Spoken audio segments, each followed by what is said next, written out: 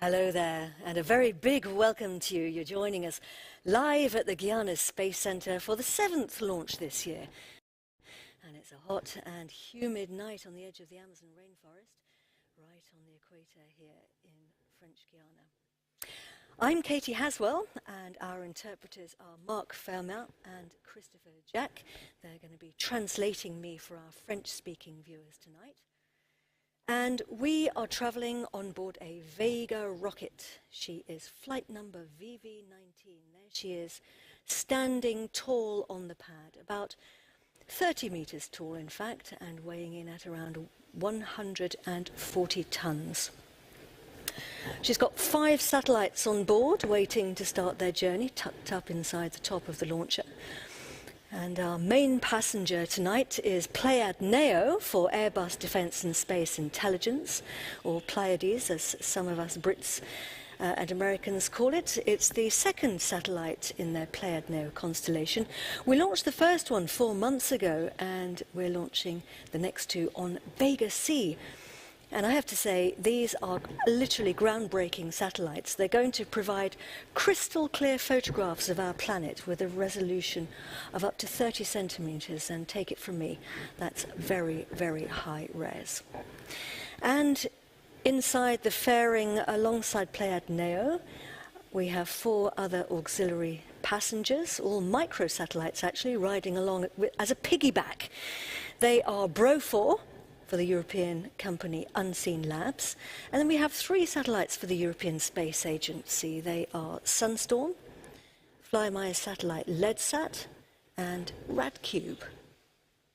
And you can see all of their logos there on the fairing. So we're scheduled to launch in just under 7 minutes, 7.5 minutes. And the countdown's up on the top right-hand side of your screen. At this point before the launch, all eyes are on what we call the status panels. Here they are, right-hand side of the screen there. They're showing us basically the status of all the systems across the base which send their go, no-go status. And they're basically on these panels. So they're showing us 3 main systems primarily. We've got the range, which is basically the base, and the tracking stations dotted along the flight path, and also the rocket and the status of the pads. And then of course at the bottom we've got Meteo, which is the weather. We've had the last weather forecast about 10 minutes ago, and that was all green, so that's good to know. Looking here at the operational teams inside the fishbowl. This is the flight desk, or the flight directorate. These are ArianeSpace top management. Going to be on the phones, no doubt, throughout the flight. They will be taking all the decisions in the event of unplanned situations. And we have a number of different teams working within the Mission Control Center, and each one of those teams has their own dedicated desk within what we call the fishbowl. I don't know if you can see, they've got glass between them and the VIP seats on the other side there, which is why we call it the fishbowl. A couple of other key people. Bruno Gérard there, head of ArianeSpace Kourou.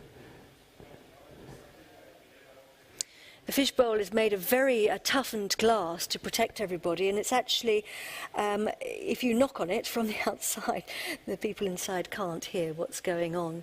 Many of these teams have actually been working in French Guiana now for some months preparing for today, and it's called the Launch Campaign. This campaign started on the 22nd of June with preparations on the launcher. The auxiliary passengers were prepared primarily partly in the Czech Republic. And operational teams for our satellites here. And also in French Guiana. And then the work had to start on the satellite itself. And here we've got the boards that everybody is looking at. You can see the status panels on the left-hand side there, showing us those status. We've got the time, the countdown times there on the left-hand side as well. Images of the launch vehicle on the pad. And then we're looking at trajectory, etc.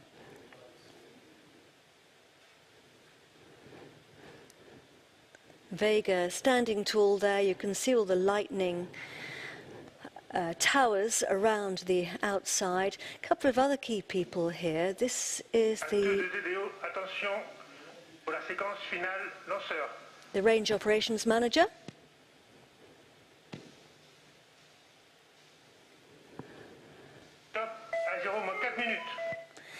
And he's just announced the beginning of the synchronized sequence, or the automated sequence, the last 4 minutes of the final countdown. Our range operations manager is Jean-Luc Voyer, and he's the one, he actually coordinates the launch-based systems during the final countdown, and he also calls out all the major events during the flight, so listen out for him. I'll be translating him throughout the flight, and he's going to be telling us what's going on and keeping us up to speed. In fact, everybody across the whole base will be listening to him, and indeed the men and women in the tracking stations, even in Australia. A good shot there of our launcher on the pad. We've got a number of different pads here at the spaceport. We have 3 pads with their associated buildings. This is the Vega launch site, or launch site SLV it's known as, Site de Lancement Vega. And it was actually built on the launch pad for the first Ariane rocket. That was Ariane 1. Some of you might remember it launching. It was on Christmas Eve, 1979.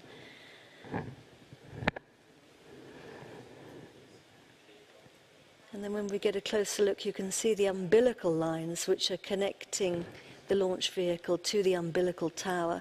And the feed lines are taking, here we have the teams from ArianeSpace, who are the link with the customer, program directors, Beatrice Romero and Fabrizio Fabiani.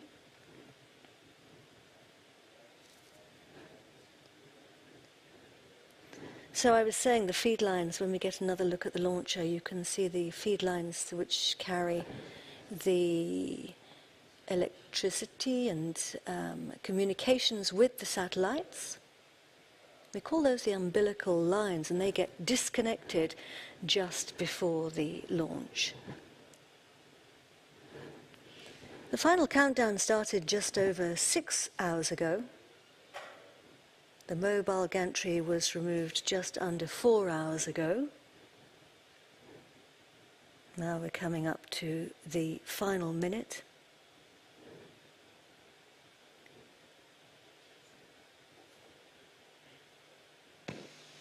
À tous de DDO, attention pour moins 1 minute.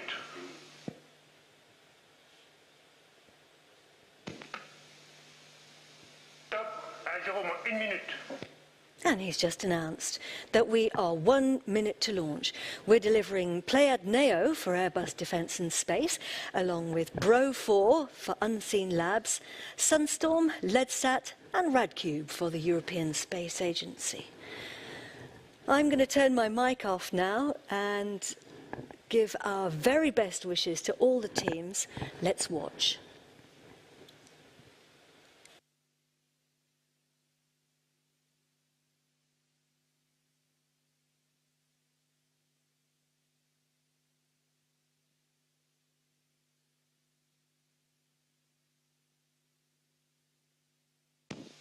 À tous de DDO, attention pour les décomptes finales.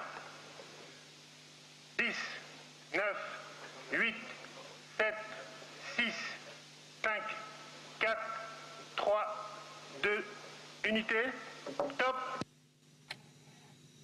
Allumage P80 et décollage UV19.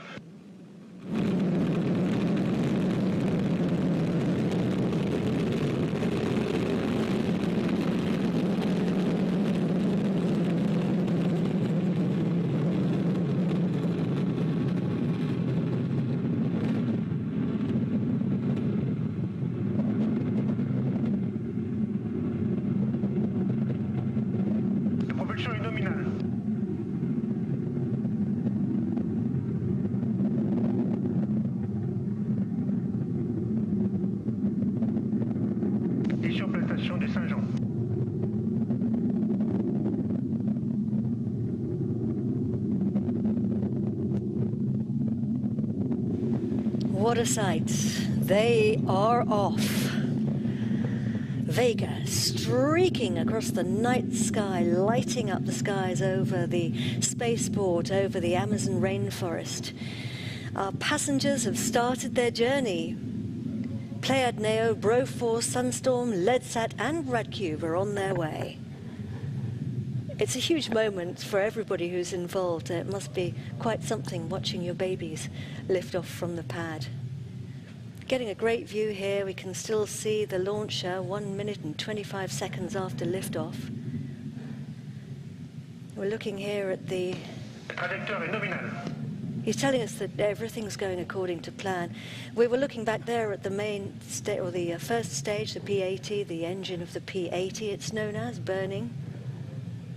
We tucked in behind the clouds for a bit, but we came out again, so we got a great view.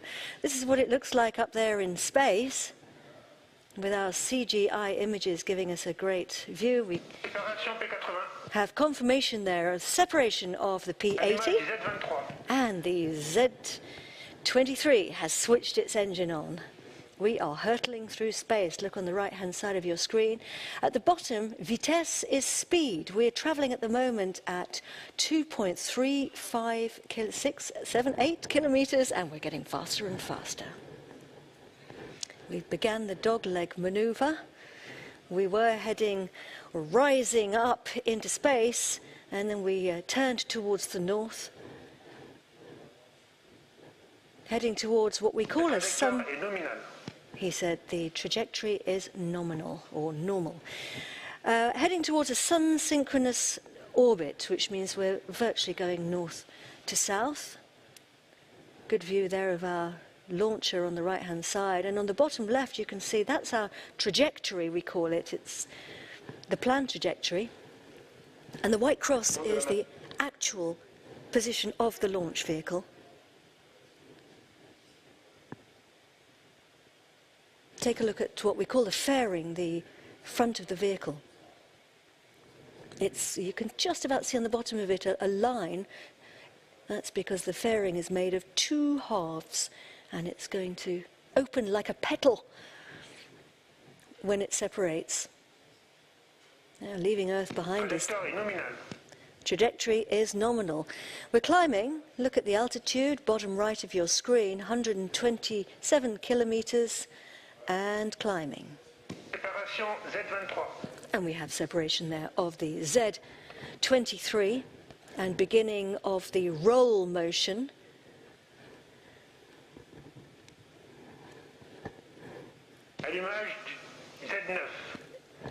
Switch the engine on of the Z9, the Z9 engine, and we have separated the fairing. Did you see how it came away? All perfectly planned.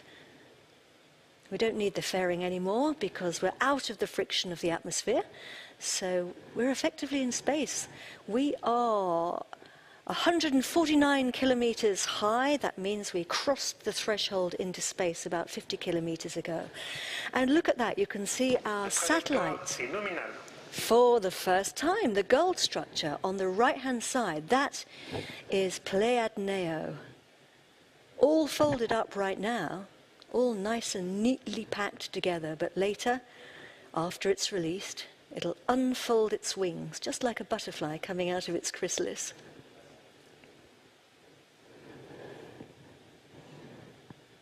And then, to the left of it is the conical structure. That was the payload adapter. Look, you can see where we lifted off. We came from the launch pad at the CSG, the Guiana Space Center in French Guiana on the northeastern coast of South America. The tracking station there is Galileo, and we're heading towards the next tracking station in Bermuda in the Caribbean. And there you get a better view there of the conical payload adapter.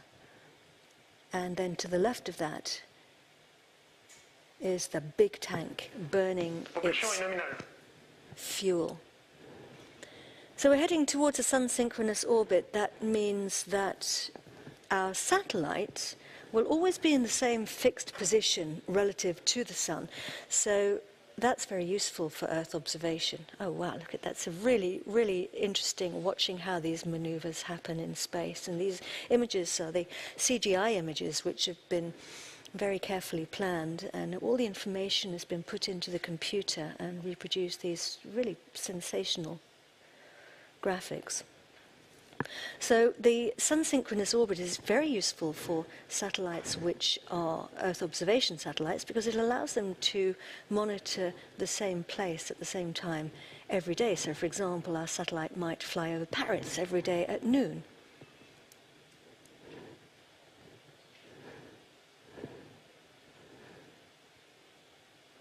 The launch is operating remotely. And there we go, separation of the final stage there, which means we're now really entering the next phase of our flight. The Z9, the third stage, has been jettisoned. And this means that the propulsion phase of the launch is now over. We've got ourselves away from Earth and we're on orbit, and we're getting a great view of the Avum upper stage. So this here, I'll describe that to you in a second when we come back to it, but right now we're looking again, we're heading... Right, we've picked up the signal at the Bermuda tracking station. Now look at this, these boxes which are attached to the payload adapter are called deployers, and inside those are our CubeSats. Our CubeSats are made of 10-centimeter cubes, so they fit very, very neatly inside there. It's really quite beautifully planned. And later, once they get released, they're going to pop out of those boxes, just like jack-in-the-boxes. And they'll shoot out into space.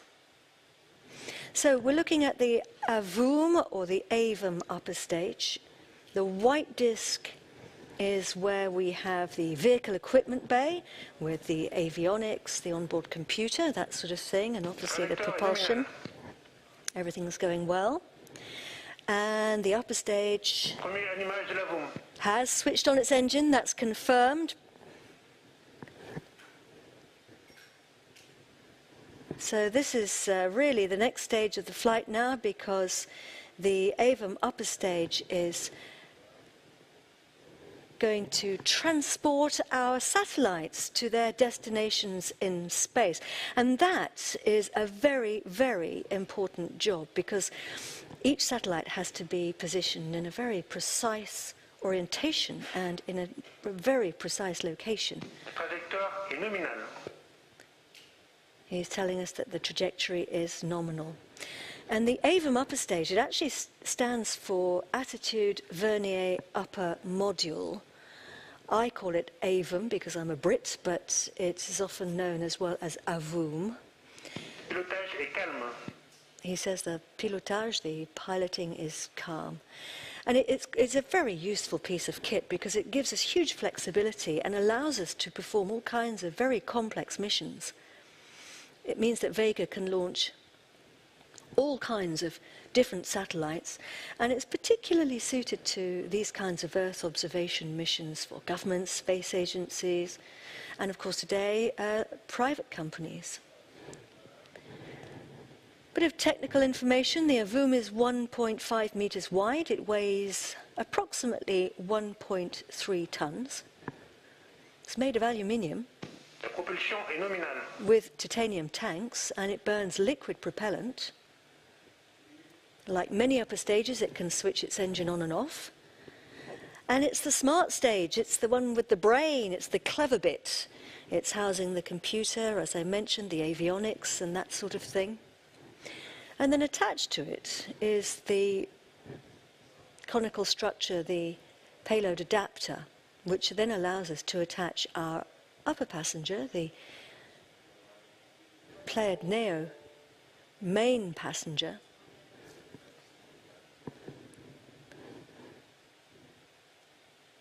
And Avum, or Avum, has now started what we call orbit-optimized guidance attitude. That means that once it switches its engine on, it can continually recalculate its position to make sure that it's exactly on the right course.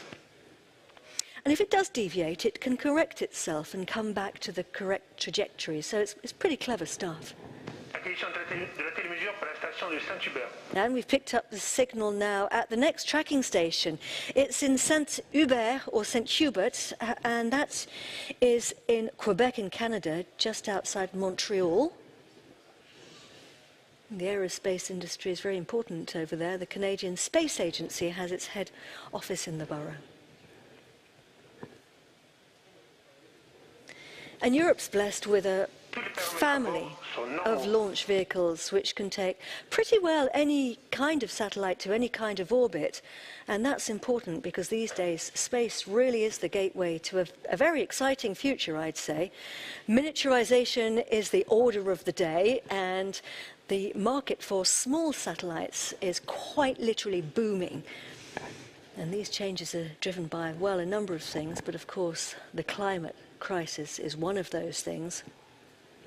As you well know from the newspapers and the reports recently, July was the hottest month ever. And we're seeing floods, we're seeing heat waves, we're seeing fires, people are dying. Our planet's climate is changing faster than we'd thought. Airbus are doing their part. Their growing fleet of Earth observation satellites can really help to provide very irrefutable data for understanding what's happening to our planet.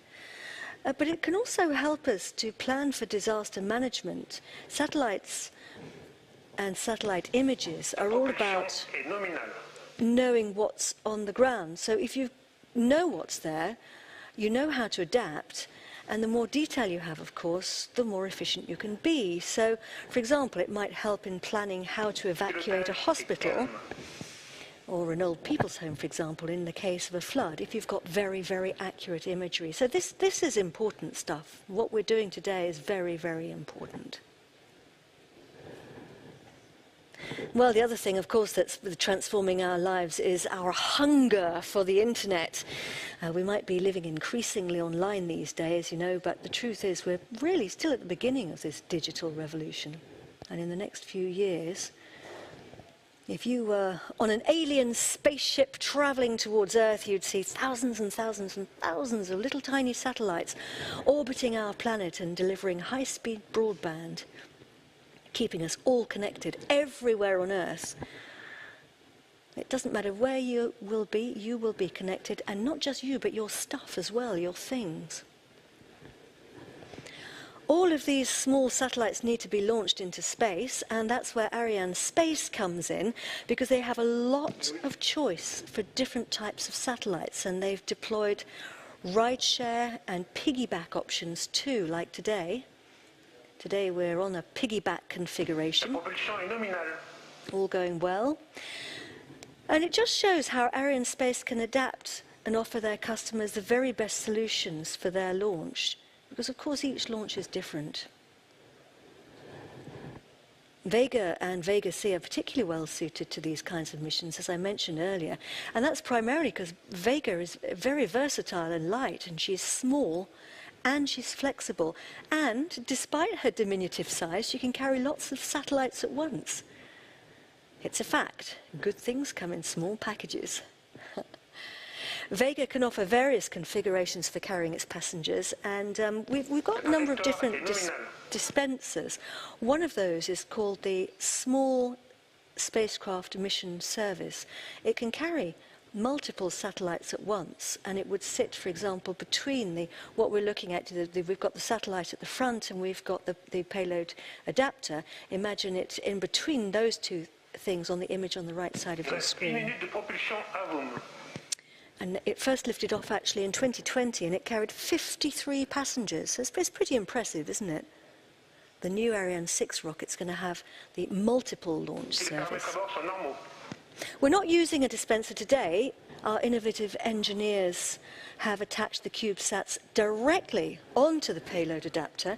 So we're traveling light today, and that's actually quite beneficial because it's allowed us to move our flight path 15 degrees to the right, 15 degrees east, rather, to the right.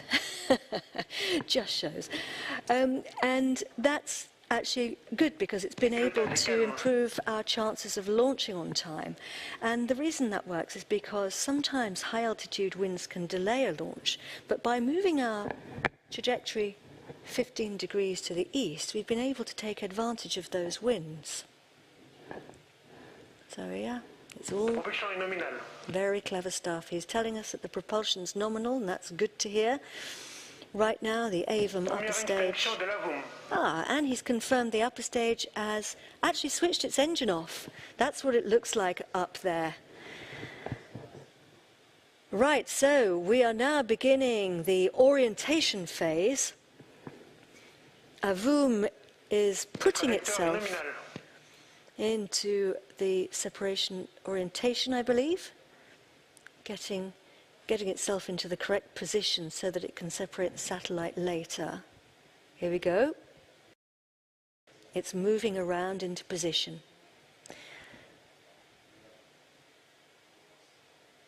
We've travelled just under 6,000 kilometres. If you were to draw a line along the Earth from the launch pad. And we're now starting, well, we've started the ballistic phase, the first ballistic phase. Ballistic means that we're travelling without the engine, we're coasting without the engine. And we're also, if you take a look at the passenger, you can see we are twisting. We're actually, well, we're in the barbecue phase now. The barbecue manoeuvre is the technical term, believe it or not, yes? I love how they call it that. Lots of other very technical terms, but the barbecue is definitely my favourite. We're twisting as if on a spit. We're doing that to keep the temperatures homogeneous and even, because of course when you're facing the sun it's very hot, and when you're facing space it's very cold. And if you're interested, we're twisting at a roll rate of 2 degrees per second. Trajectoire est nominale. And the trajectory is nominal. Shortly we're going to be going out of the range of the tracking stations. That's perfectly normal and it's all part of the plan. I'll let you know when the range operations manager announces that. But we'll be out of touch with the launcher for just over half an hour. We won't be getting any telemetry data from the launcher during that time. And then when we get back into range, the launcher's going to store, AVUM will store up all the information accumulated during that half an hour or so. And then when we get back into the range of the next tracking station, that's New Norcia down south in Australia, then there'll be a big download of information to that tracking station so that the teams here at the ArianeSpace Centre can then find out what's happening to the launcher in real time and also analyse the information afterwards for future launches. So let's have a little chat now about our main satellite, Pléiades Neo. This is a very, very special satellite which Airbus has funded, designed and built. They already have a constellation of Pléiades satellites, and now they're launching the next generation, Pléiades Neo. There's going to be 4 of them. ArianeSpace is launching them all. We orbited the first one in April, and today, of course, the second one, and we'll be launching the other 2, as I mentioned, on Vega C. There we go, heading out over the North Pole now. And we've lost our connection now. We've gone out of the range of the tracking stations. For about 30 minutes, as he said. So yes, we've gone out of range of the tracking stations. We'll be picking that back up when we come back into New Norcia. Let's have a look at a film now and take a look at our main passenger, Pléiades Neo.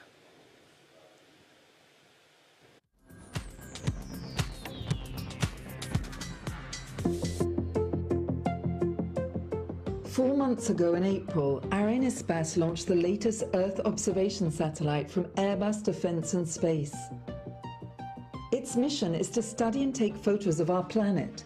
The data of the satellite is used, for example, in cartography, climate studies, security and territorial development. Airbus Defence and Space is both the manufacturer and the operator of this new satellite, the first in a fleet of 4.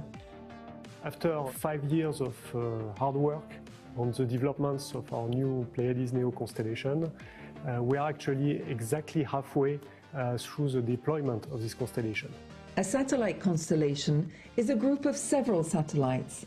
They have the same function and are shared in such a way as to ensure a common mission at all times. We have launched very successfully the first satellite in April. We got the first images and we are very happy with that. This picture of the Capitol in Washington, D.C. is one of the first pictures taken by the satellite, launched just a few hours ago. L'image est choisie volontairement pour le niveau de détail. On a à la fois la structure de la coupole du bâtiment, on a toutes les marques au sol, les quadrillages blancs. On peut probablement distinguer des gens. Ça, c'est les premières images. Elles ne sont pas encore réglées.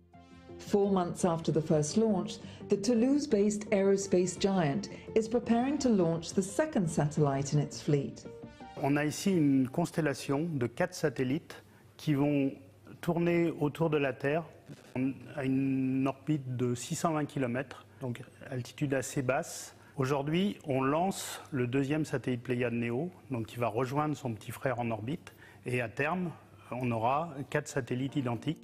In the case of Pléiades Neo, one of its assets is its capacity to pass several times quickly over the same area to observe any changes. Ce qu'on appelle la revisite, on a mis sur le satellite un très gros téléobjectif. En ayant ce téléobjectif, on va avoir des détails très fins, mais on réduit aussi le champ. Donc, pour pouvoir couvrir des grandes surfaces, on a choisi de multiplier le nombre de satellites. This constellation is a long-awaited technological revolution in the world of observation satellites. Its resolution is 4 times higher than that of its predecessors. 30 cm de résolution, c'est cette règle. Et pour fixer les idées, à 620 km d'altitude, 30 cm, si je mets Pléiades Neo à Toulouse et que je regarde Paris, je vais pouvoir distinguer une personne sur le premier étage de la Tour Eiffel. Resolution is not the only task Pléiades Neo can perform. The satellite also has a large swathe. La fauchée, la capacité de voir malgré tout une zone assez large, 14 km en un seul passage, c'est remarquable d'avoir réussi à maintenir une fauchée assez large en augmentant le niveau de détail. The objective for Airbus Defence and Space's Pléiades Neo constellation is simple. We want to take the leadership on the Earth observation market, both in a technical and commercial way. But to achieve this, there are a few steps still to come. We will start a new phase, which is the phase of commercialization. During the second part of 2021, we will open the different services and acquisitions of imagery to our customers all over the world. In September, we'll qualify all the imagery products, the one that we will deliver to our customers, and in October, we will deploy the latest issue of our information system to be ready for the grand opening early November. Pléiades Neo targets several markets, for example, mapping for general public clients like mapping agencies or large government institutions. Ici, sur Sydney, on voit ce que permet de faire le satellite Pléiades Neo. On a accès maintenant à des détails. On a un peu l'impression de voir une image d'avion, une image de drone. On n'aura pas besoin d'aller beaucoup plus près pour faire une cartographie très détaillée de la ville. Geolocation applications on phones or LBS, location-based services. En couplant des images très détaillées avec le positionnement GPS, on peut avoir des applications même de réalité virtuelle pour aider les personnes à naviguer dans la ville avec leur smartphone. It can also be useful for the maritime market. For example, images can help the Coast Guard in sea rescue operations or the surveillance of port activities. On voit ici qu'on a passé aussi une étape par rapport aux générations précédentes. On a vraiment une capacité de décrire le navire de manière très très fine et ça change vraiment la capacité d'exploitation de ces images. Pléiades Neo images can also be used to supplement the information received by the military with their own satellites. Ça démontre l'apport des 30 cm de résolution. On a la possibilité de décrire finement les objets, peut-être même dans certains cas de décrire l'armement d'un avion stationné sur un aéroport. C'est vraiment un progrès énorme. Aeronautics, forestry management or even agriculture. So many market possibilities for the constellation. On the industrial side, the work still continues. We are getting ready to have a second batch of satellites ready for launch end of April 2022. And of course, we'll continue to add new capabilities, new features to our system, and this will never stop.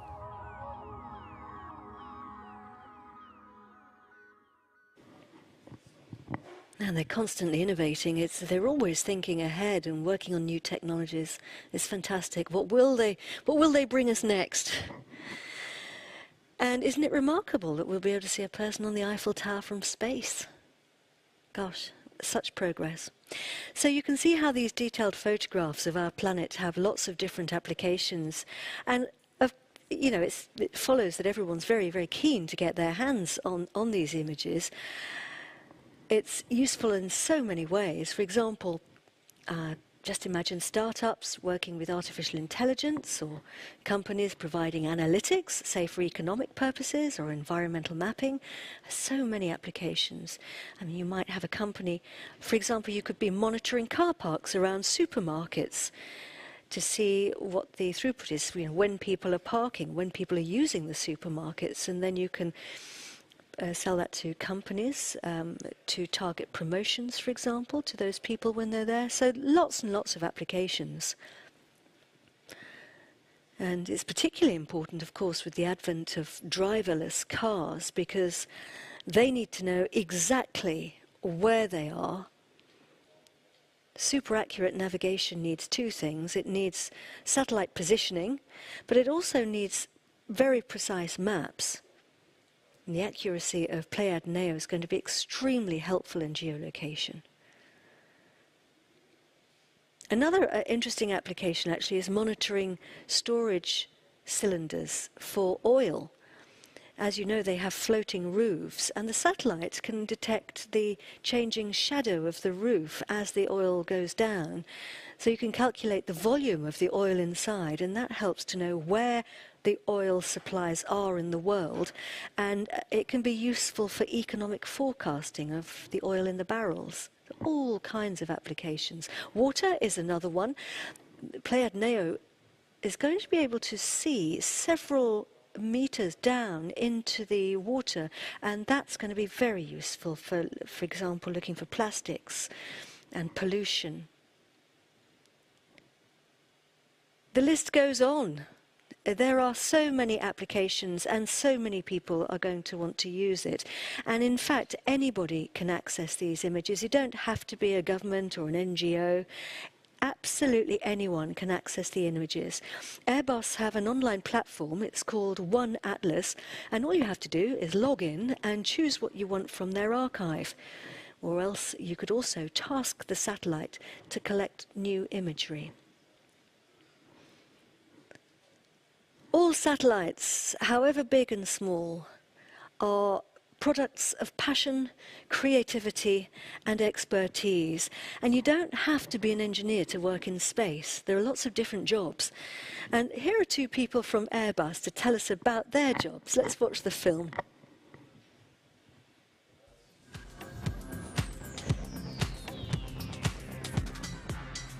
On ne s'est jamais rencontrés, c'est la première fois. Airbus, c'est une grande entreprise, effectivement. On a toujours l'occasion de rencontrer quelqu'un de nouveau. Il m'appelle Frédéric, j'ai 52 ans. Je travaille chez Airbus depuis 12 ans et dans le spatial depuis 25 ans. Je m'appelle Nelly, j'ai 37 ans. Je travaille chez Airbus depuis environ 13 ans.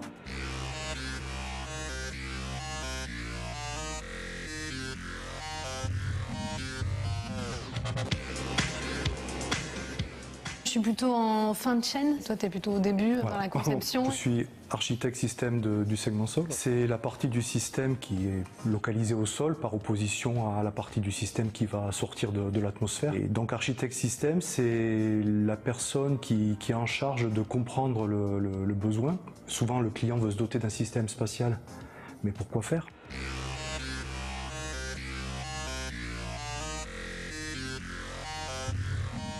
Il y a un moment qui est extraordinaire, c'est quand on nous dit que le système marche, quoi. Une fois que le satellite est lancé et qu'on a des premières communications avec le sol et qu'on voit que ces données-là se transforment en une image, quoi. Et Nelly, si je comprends bien, dans l'exploitation, une fois que le programme est terminé, enfin que le système est livré, collecte d'images, programmation d'images. Je vais utiliser son système. Le métier de tasking spécialiste, C'est opérer les satellites, c'est gérer les acquisitions des satellites. Un client a besoin d'une image, on va faire en sorte qu'il ait l'image dont il a besoin.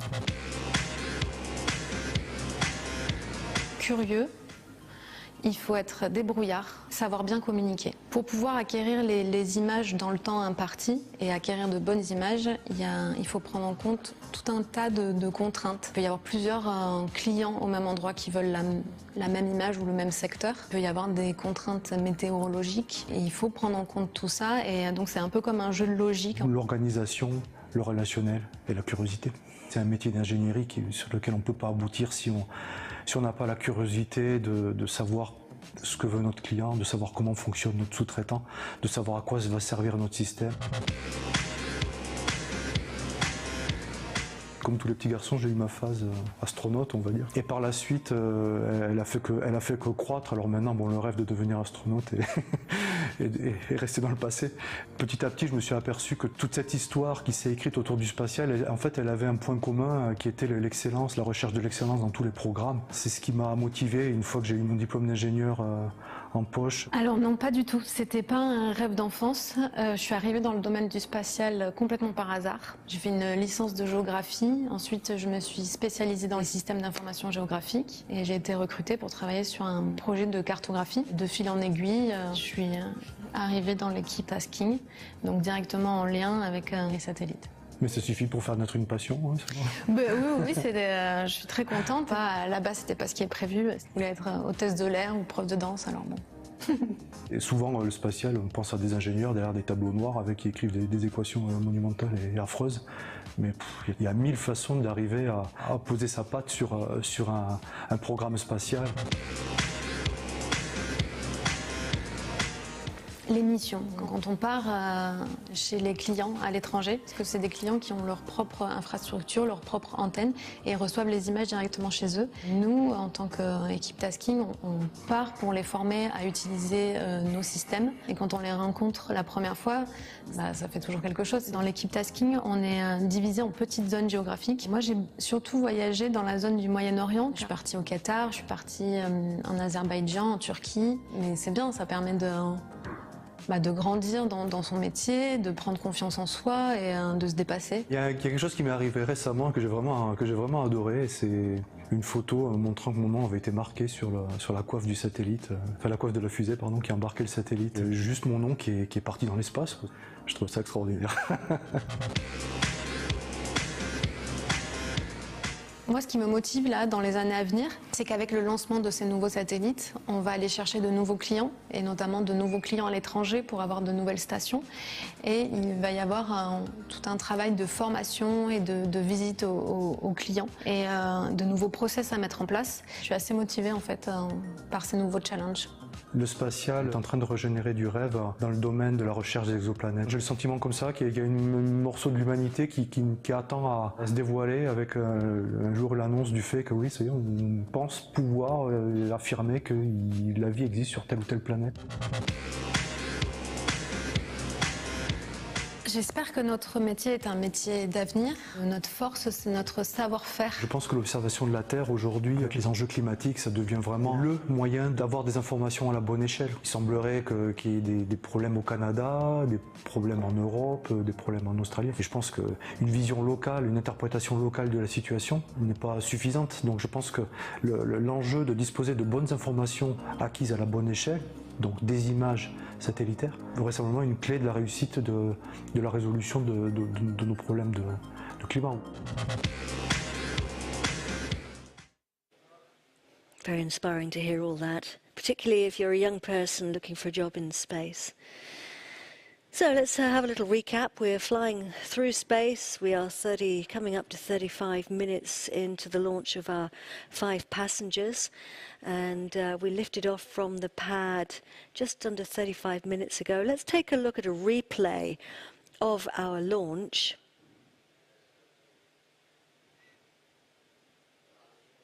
It was a very spectacular launch, actually. We're looking at the Mission Control Center here and the teams there. This is what it looked like. We lifted off from the pad at the ArianeSpace Center on the northeastern coast of South America. lighting up the night sky. And the birds flying across the frame there. And our satellites went up inside that fairing. 5 passengers, Pléiades Neo. We've talked a bit about Pléiades Neo, but let's turn our attention now to our other 4 passengers. They're all babies, but in size only, I can assure you. They are CubeSats, and as I mentioned earlier, they're made of 10-centimetre boxes. And that's very important because they're cost-effective, because they're lightweight, and they can offer unique opportunities for businesses. That was a superb launch, wasn't it? Look, we tucked in behind the clouds, but we came out the other side and we got some really, really good views. So, on board we have Bro 4 for a company called Unseen Labs. It's made of 6 units, and Bro 4 is the 4th in their constellation for intercepting radio frequency signals from space. Now this is going to allow Unseen Labs to geolocate ships at sea using its own onboard technology to identify electromagnetic signals from vessels. So it's going to be very useful for the maritime industry. Our 3 other satellites are for the European Space Agency. We've got one called LEDSat. It's made of 1 cube, so that's probably our smallest satellite on board. And it's an educational project with ESA's Fly Your Satellite program to help university students build, test and launch their own CubeSats. And LEDSat was developed by the University of Sapienza, I should say, in Italy, and this is the 2nd time that we have launched a satellite for them. LEDSat is going to investigate the performance of LED-based technology, so light-emitting diodes, and that's to identify and track satellites in orbit. So again, very, very important work, and huge congratulations to all the students for getting your satellites ready and on its way. It must be very exciting for you guys to have seen it lift off from the pad. So we also have Sunstorm. Now these are 2 satellites which are dedicated to space weather. Sunstorm is a 2-unit CubeSat. It was manufactured by Finland's Reactor Space Lab. It's going to detect the X-ray pulses produced by coronal mass ejections. Coronal mass ejections are the massive eruptions of material that come off the sun's surface. And they can be harmful, actually, to satellites and to things like terrestrial power and communications networks. So it's very important to monitor them, and that's what's happening there. This is important work. RadCube is a mission by an international consortium to demonstrate miniaturized instruments that measure space radiation in situ and the magnetic field environment in low Earth orbit. Now, I mentioned the coronal mass ejections traveling across space and bombarding everything in their way, and this is called, as I said, space weather. And RadCube is going to establish a system to provide space weather forecasts for companies and organizations like telecoms, for example, or energy, or spacecraft. And the platform developed by C3S is also going to be demonstrated in flight. So we have 4 really special satellites there alongside, hitching a ride alongside Pléiades Neo.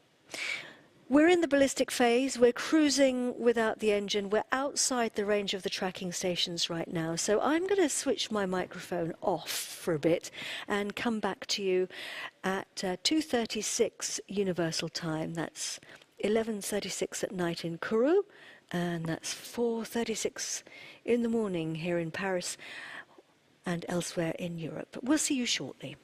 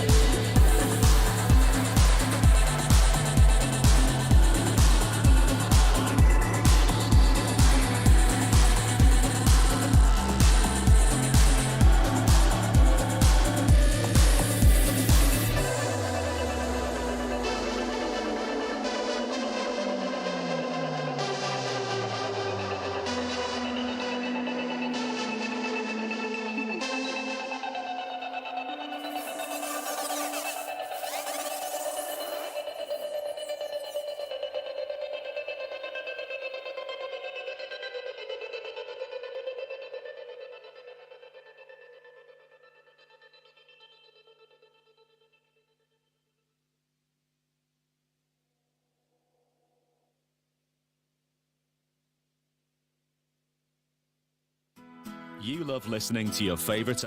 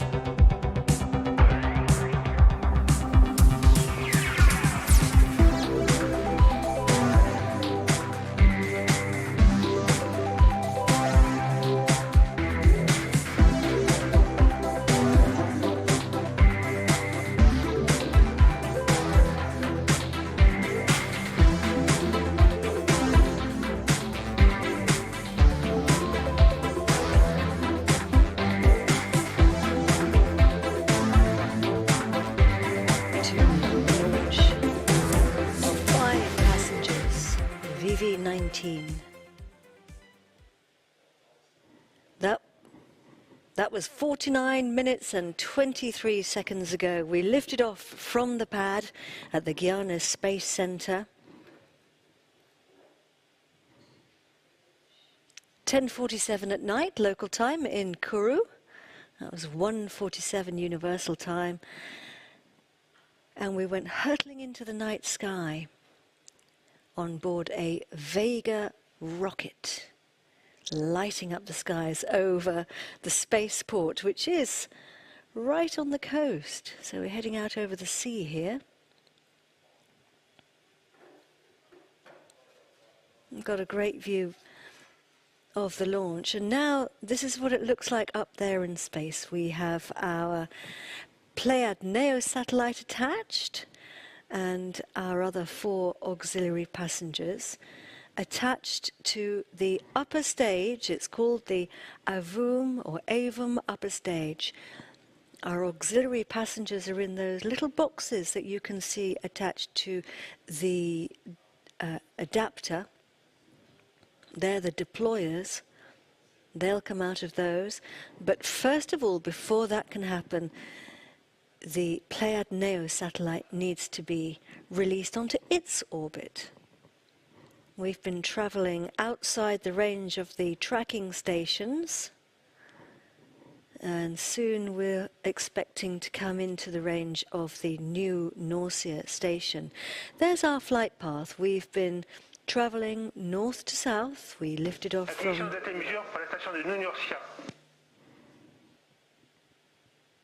and we've got confirmation there that we've picked up the signal in the New Norcia tracking station. And you can see our telemetry details have come back on the bottom of the screen. And we're traveling there at a speed, vitesse, of 7.55 kilometers. We're at an altitude now of 619 kilometers, and that's where we need to be to release our first satellite. We've crossed the planet. We've done nearly, I think it says just over 18,000 kilometers.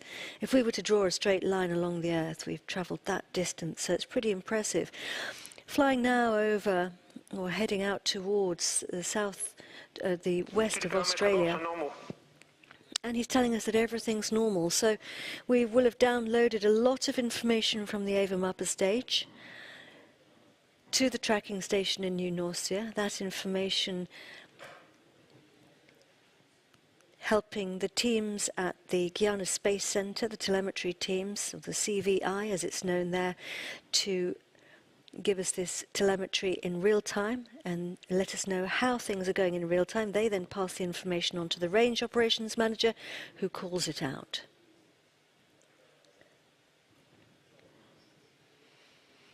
Next phase will be the switching on of the upper stage. It's getting ready to switch its engines on now, back in the pre-burn phase that we saw before. There we have confirmation there that the upper stage, Avum, has switched its engine on, and it's now going through an orientation maneuver, as you can see there.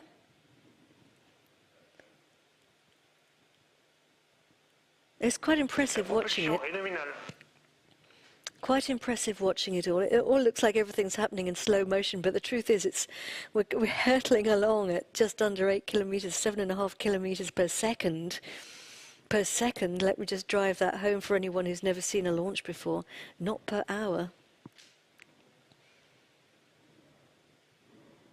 And we've climbed now to 623 kilometers altitude. Look at the line of our atmosphere, the blue line of our atmosphere on the edge of the planet. That's what's protecting us and keeping us safe, and we need to keep it safe.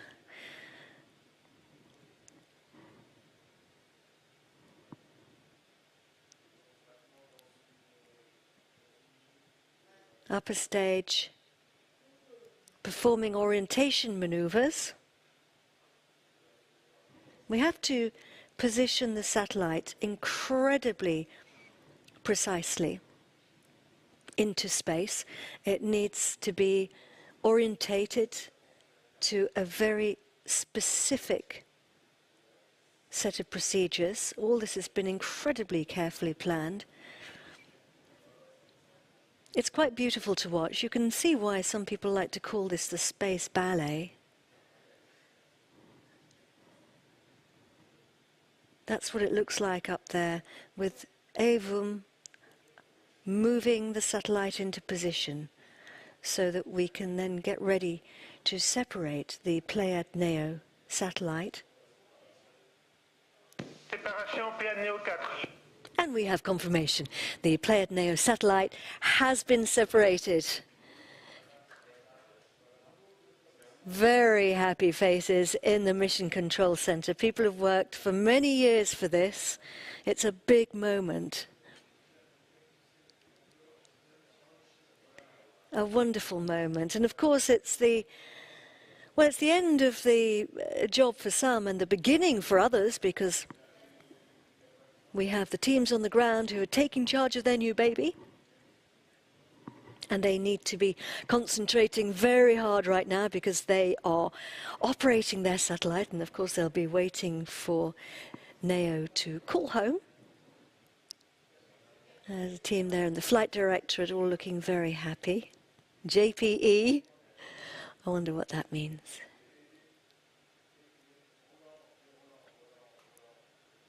So we saw Pléiades Neo there moving away gracefully from the mothership, a set of springs moving it away.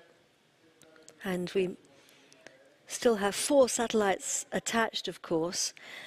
Passengers, they're going to be released in about 50 minutes from now. Their separation will start at 1 hour and 44 minutes after the launch. I think it might be nice to have a look at some replays here. This is what it all looked like right at the beginning, 56 minutes ago, lifting off from the pad. So our 4 satellites, just a reminder, they are LEDSat and Sunstorm. They're going to be released first. Then Bro 4 will be